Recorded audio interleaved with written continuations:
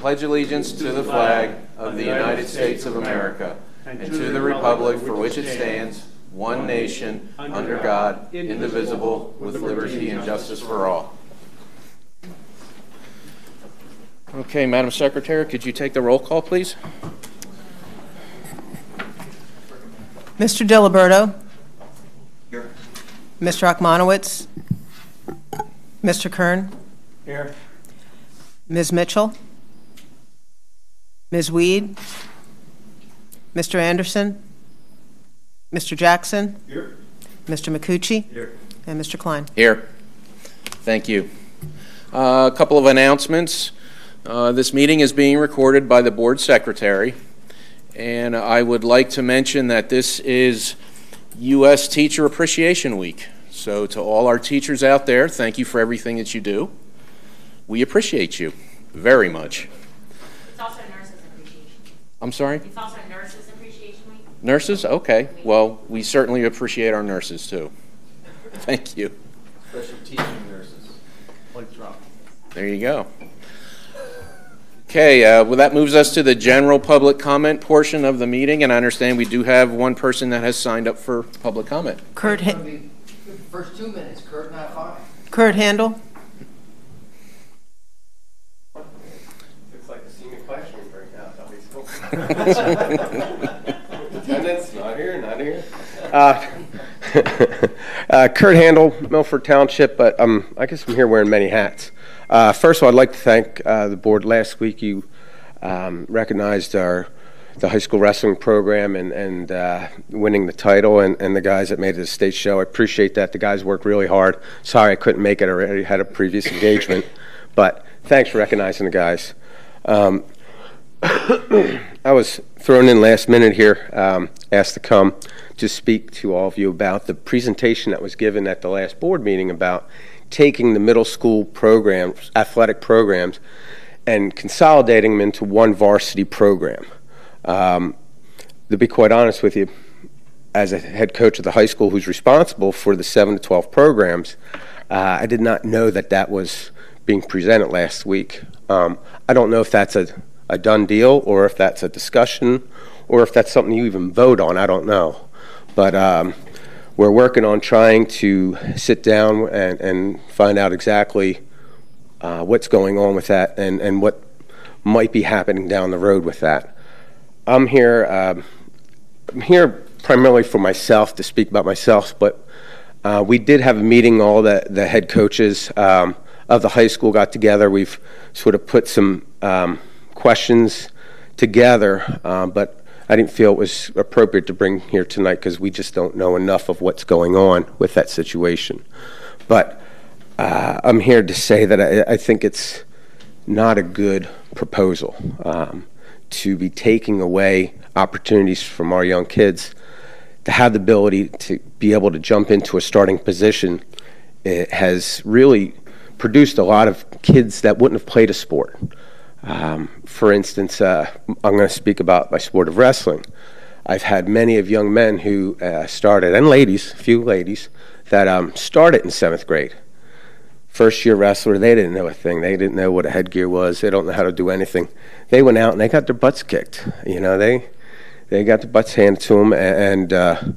But as they grew, those young men who got the opportunity to wrestle because there was a starting spot there. Hey, there's a starting spot. I'm going to give this sport a try because I can be on the varsity squad.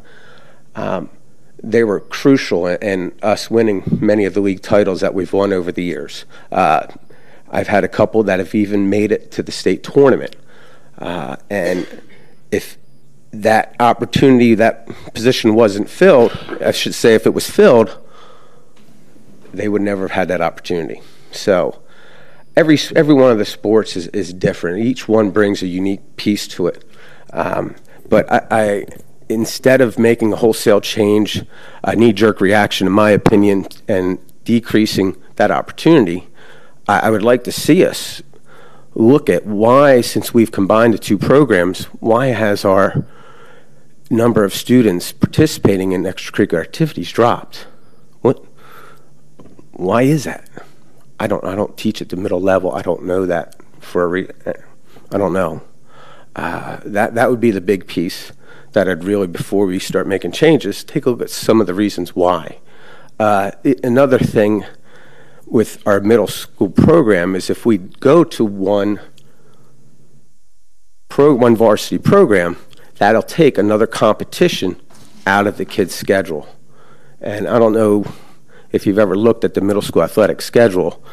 There's about 6 varsity competitions in a season, which if you had any kids in youth programs or high school programs, that's probably about a third of the competitions they actually get.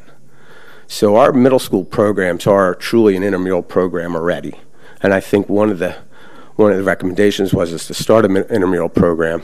We got that already. That's our middle school athletic program. And as one assistant principal told me, he said, "Kurt, middle school athletics is about exposing the kids to the program. It's not about the wins and losses. It's about getting them involved." I'm not a big, I struggle with swallowing that philosophy, but I understand it and I appreciate it. And we have benefited over the years from it. My program has done some things to try to extend our middle school kids' programs. So people say, well, how does wrestling always do so well every year? And that's because we found different competition for the kids, and not all sports are able to do that. We're a pretty close-knit sport, and we have a lot of parent support with that. So with that piece, I'd like to see us, why did we lose all the kids? And the second part, if any of the reasons are because of competitiveness, it would be nice to see us pursue maybe another middle school program. The PIAA allows in the sport of wrestling 22 competitions, and my wrestlers get 6 matches. So we fall a little short. Many of our youth program, the kids come in getting 30 matches a year, 30 to 40 matches a year. We go to the middle level, and they're getting 6. They come to the high school, and they're averaging about 45. So that's been an issue, wow, since I went to Milford Middle School. And so before we make that decision, if the decision hasn't been made yet, I really would like to open that discussion and really look at all the options and see. I just hate taking opportunities away from young kids, ladies and the girls and the guys. And the other part about middle school athletics, the last piece I'll end up here, is middle school athletics, kids for the first time who don't have a lot of parent support get the opportunity to be involved in sport because it happens right after school. They can stay there. All they have to do is get a ride home. Someone in the neighborhood normally takes them home. And that's another piece that I just, we've combined them, we've consolidated. I think we're still working out some of the kinks in getting it to flow smoothly. And I just, if we could, let's hold off on combining them for another few more years to see if that ebb and flow, if we really are that low in numbers, then let's look to combine and see what we can do about it. Thank you for letting me come in tonight, and have a great evening. And yeah, it's a big crowd tonight, guys. Thank you for your insight, Mr. Handel. Is there any other public comment? Okay. So let's move on to the superintendent's report. Sir, are you ready? Yes, sir. I'll take one second. Mr. Kuzo has a short presentation on our new website. And I'm going to be very brief. It's really not a presentation as there's not much there yet. But in lieu of it moving further right now, the website, kind of the main template is ready. I'm working on migrating the content with the company, and then Gary will continue that process with working with the buildings and making sure content is updated and correct and migrated. So just wanted to show you kind of the initial template of the website. It looks similar, but the layout's a lot different. So a lot of this is up for, we can move things around, change things. It's actually showing up a little different up here. But as you can see, some of those menus are rather lengthy. But one thing we liked about this particular template was the upcoming events are up front. One thing we'd ask of the board is at one time we did have a communications committee, Mr. Kern. Not certain what I want to avoid is moving forward in a direction and then having some things that we wanted to do that we didn't do. So if the board would like to kind of have some guidance along the way as we get further into this process, just want to present it to you and see if that's something you'd like to do or as we move forward. I know you were the chair of that. I think we only had like 2 or 3 meetings. There really wasn't much there, but I know it was something the board was interested in to make sure that where the website goes is adequate for everybody's needs. So if we want to start that up, we have until July 1st as a cutover. So just throwing it out there. Okay. Sir, that concludes the superintendent's report. Shortest superintendent's report ever. Okay. Ms. Weed, did you say that? Oh, wow. When he's on vacation, we usually get a short one. Only a couple times earlier in the year, he had nothing to say. We had to get to that band thing in August.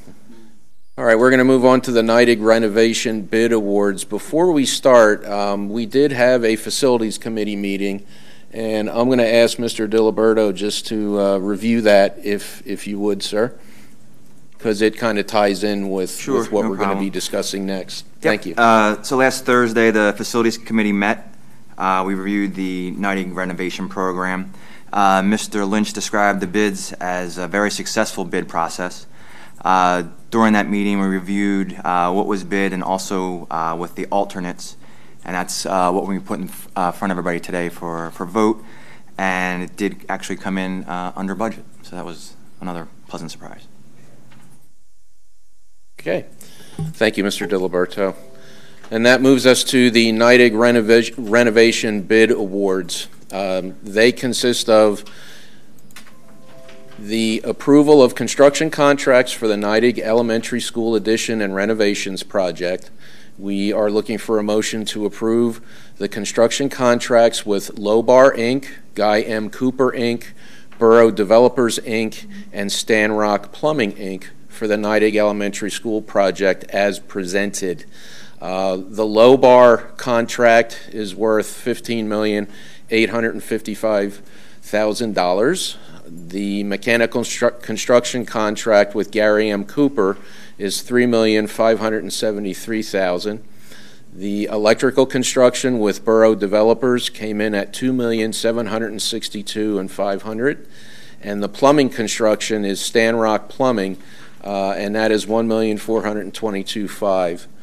So that is A. B on the process is construction, testing, and special inspection services with Geotechnology Associates, Inc., in an amount not to exceed $60,000. And then the commissioning, verification, authority, and testing, adjusting, balancing services. That has to do with, I believe, the HVAC systems in there, and that is not to exceed an amount of $55,000. And last on this agenda is a motion to approve authorizing Dr. William Harner and or Mr. Zachary Shuck, school district officials, to sign, execute agreements relating to the awarding of the bids for NIDIG Elementary School and renovation projects. And this would be in the event that the board wasn't able, or I wasn't able to sign anything related to this, that there would be someone in the administration that could.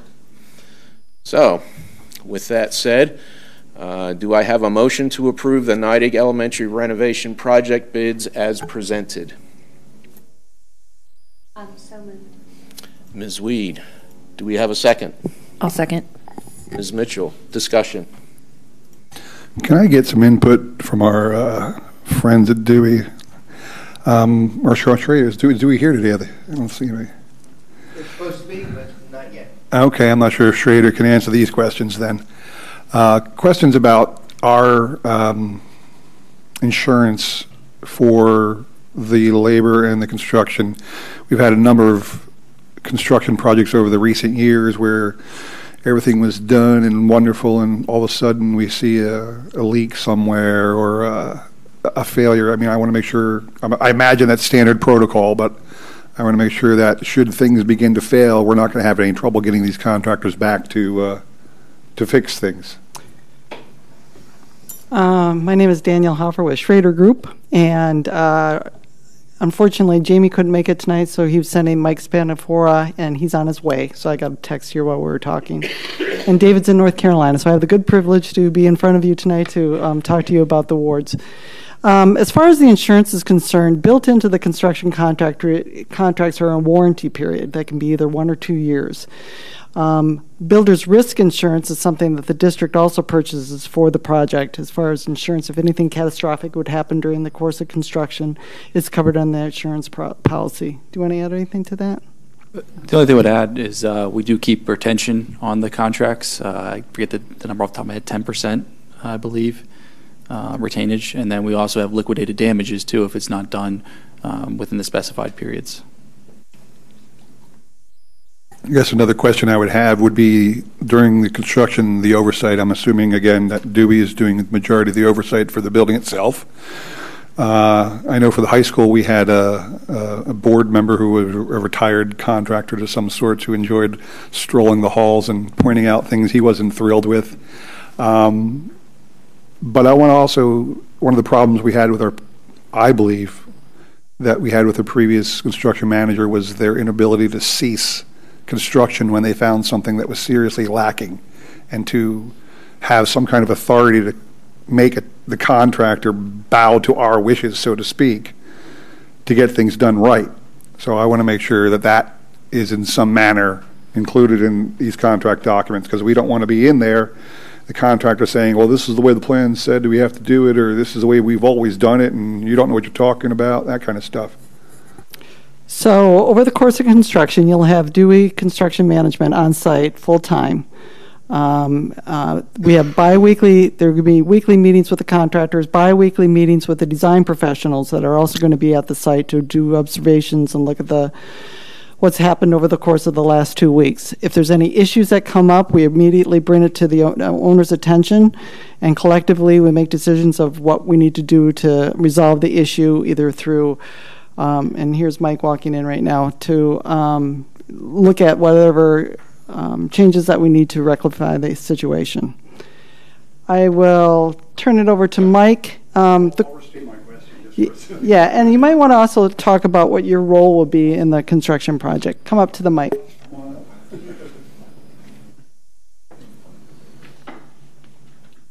Good evening. Sorry for my tardiness. I was given bad information by a good guy.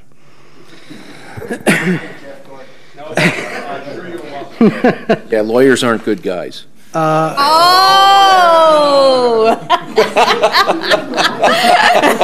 Burn. Sorry, Mr. Garten, I couldn't I resist. protest. Well, I'm ready. We're going to dive right into it for you. So How about those Panthers? I'll tell you. Okay. I guess here's my question that was raised is, we just came off the high school project. Mm-hmm.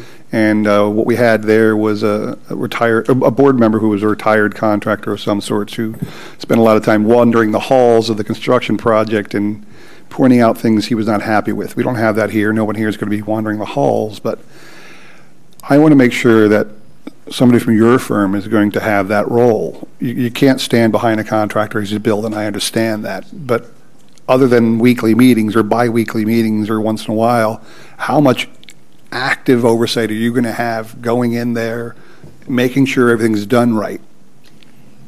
Here's what I can tell you. This is a 24/7 project for us. We are oftentimes your first responders. A water pipe or a gates left open, anything like that, all through the project, contact information is given. I will be on site through the early site work all summer. From that point on, we will have an on-site representative who is there all day for daily operations. Mike Sander. He is currently working with the same contractor at Dallas. So between him on daily operations, I'll be there for all of the progress meetings, all of the superintendent meetings. Jamie and or me will both be at committee meetings to give monthly updates, and the quality and control aspect of the project is very important to us. We work very long hours. We put a lot of time and effort in with the design team, the facilities, the administration, to let something like that go wrong now. That's not how we run our projects. We are hands-on. We are boots on the ground from the beginning to the end of the project. We're the ones that hold the contractors accountable. What's in the documents is what we own.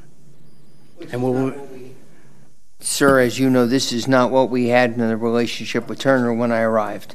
And, That's why I'm asking the questions, right? for the new board members back, the building and high school renovation project was probably let out in bids 2011. Yeah. In 2011, they broke ground or they started tearing things down in 2013. In 2014 is when I arrived, and I had it for the first year. Then I handed off Miss Edwards. There was no oversight from this office on that, except we just wrote the check. Kelly did not have. He had a loose relationship with the contractor, and Turner was our rep there on the ground, but they did not have the authority that Dewey has in our contract, in this plan. Yeah, that's the other key, was the authority, because we've had a couple instances where the contractors, they want to get this thing done as soon as they can. So they probably are going to present you with a tight timeline without not a lot of wiggle room. So when you go on site and you see something that's wrong, and you say, that ain't right, fix it, and they say, well, I can't fix it because I got the concrete truck coming along. These are things I'm experienced from our previous thing. That's why I just want to make sure, I'm asking the question, that's all. Make sure you have the authority to say, you ain't moving forward until that's done right. I understand, and I even understand the situation with the board member walking through. It's counterproductive to the project. We put together a set of front-end specifications to protect the district from those things from happening. There are more things in there than you can imagine to hold people accountable. We have language in there written for people who don't attend meetings. We have the right to fine them for not doing that. Simple things. But as far as concrete, if we don't have a testing agent or one of us is not on site, nobody should be pouring concrete. I assure you that. We have all of our inspections. We make sure the rebar is in, wire mesh fabric is installed properly on the chairs. I mean, down to the detail. We assist the district, the owners, through the design process so we can try to help minimize issues that could come up. That expertise and experience, we bring that back to the design development phase of your project. It's kind of a been there, done that. I've had guys try to cut corners.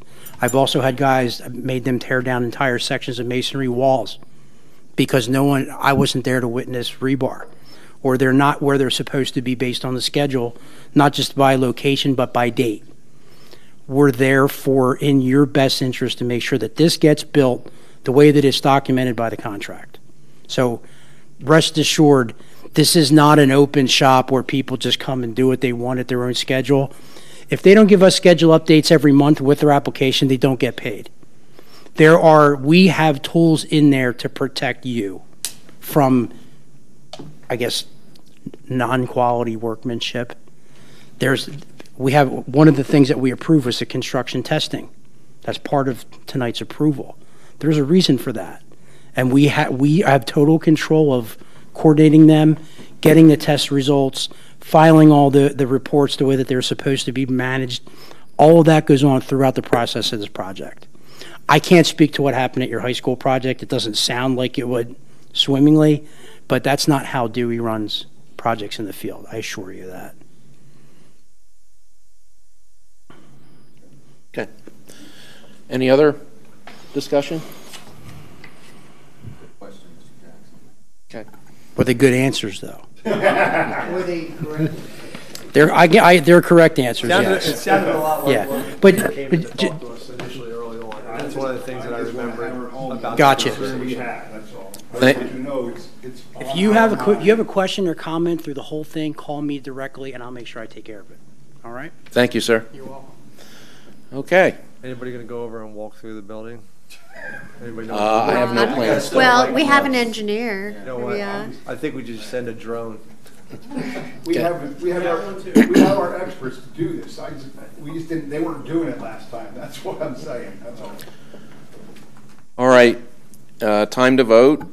We have had the motion and the second, so all those in favor of accepting the NIDIG renovation bid awards as presented, say aye. Aye. Opposed? The motion carries unanimously.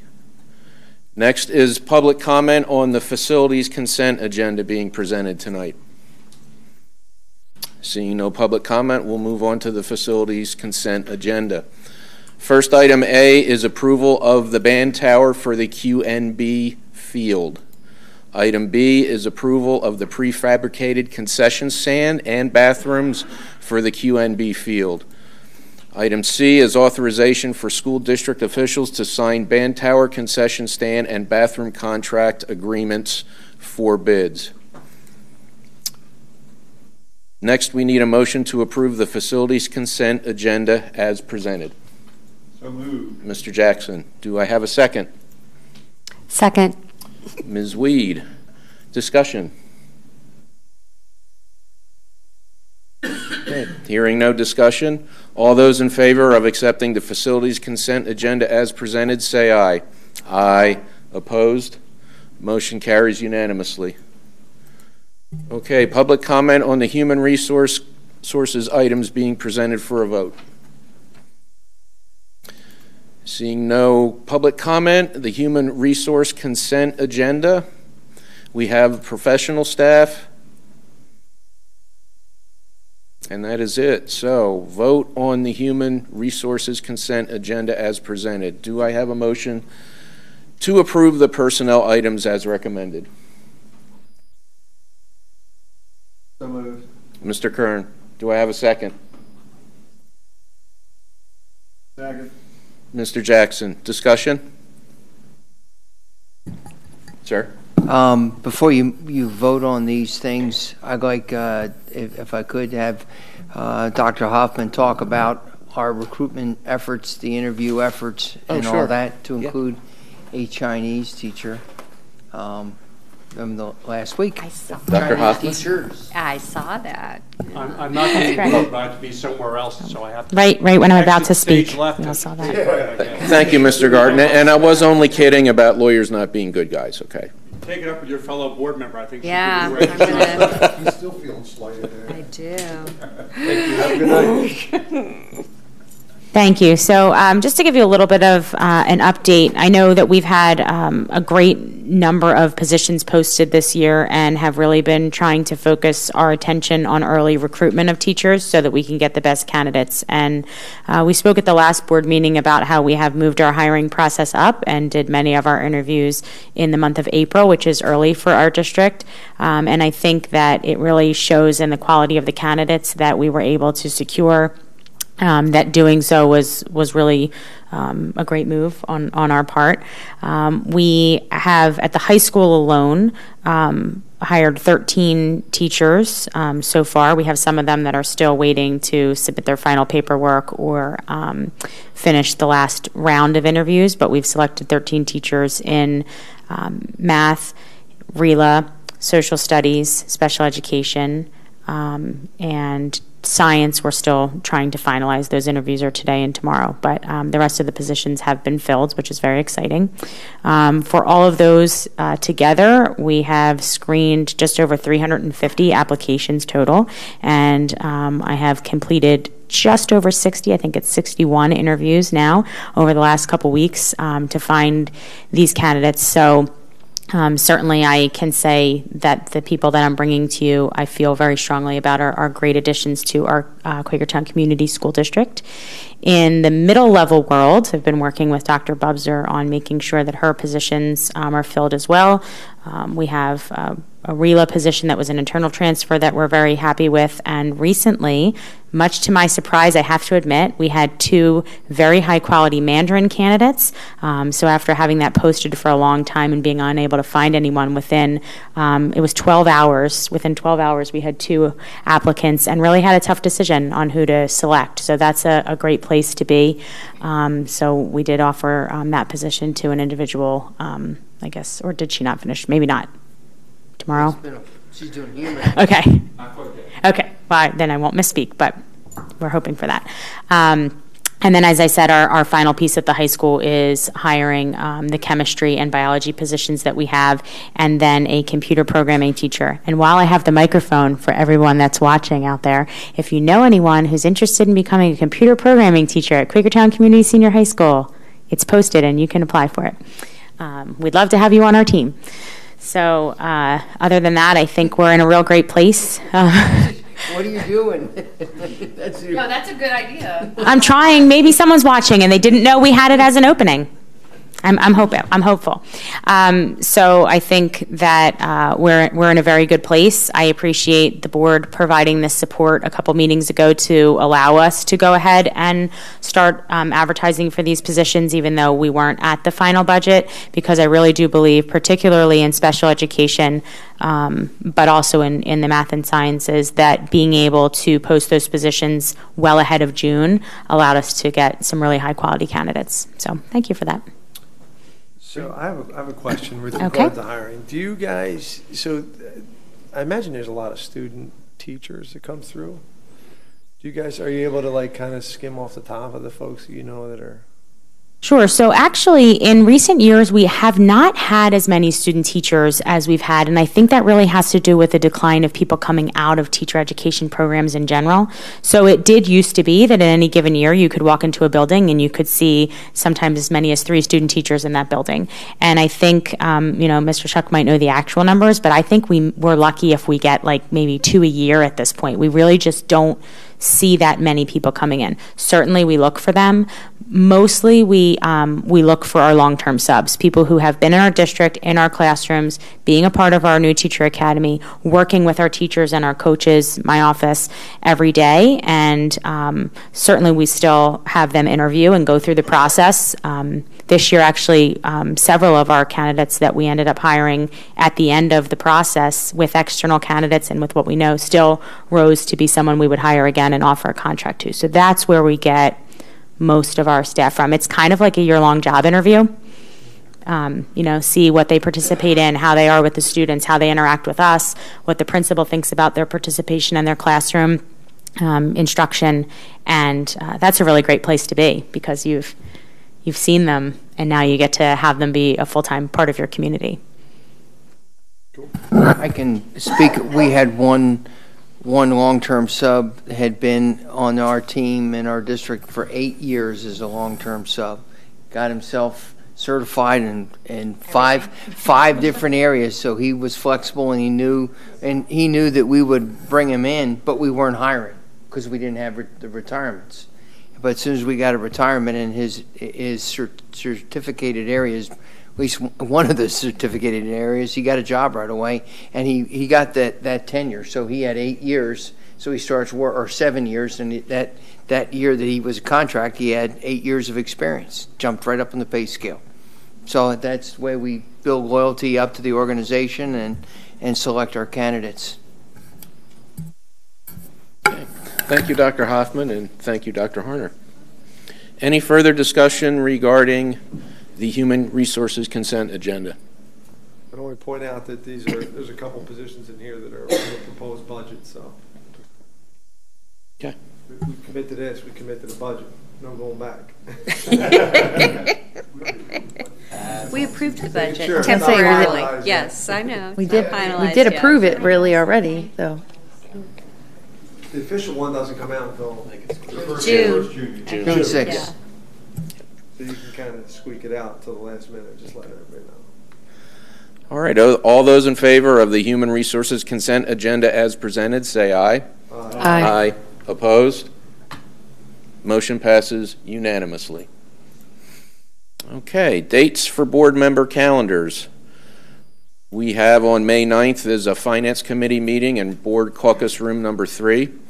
May 23rd at 5:45 is the Policy Committee meeting, Board Caucus Room number 3. 7 p.m. is the work session, regular voting meeting in this community room. June 6th, 6 p.m. is the Facilities Committee meeting, Board Caucus Room 3. Also at 6 is the Education and Curriculum meeting, Community Room A, followed at 7 by the work session, regular voting meeting here in the Community Room. And last but certainly not least, on June 14th is the commencement of Stabler Arena. And just the fact that this is on our calendar means the year is just flying by. Okay. And that brings us to the adjournment. Do I have a motion to adjourn the meeting? I'll motion. Second. Second. All those in favor? Aye. Opposed? This meeting is adjourned.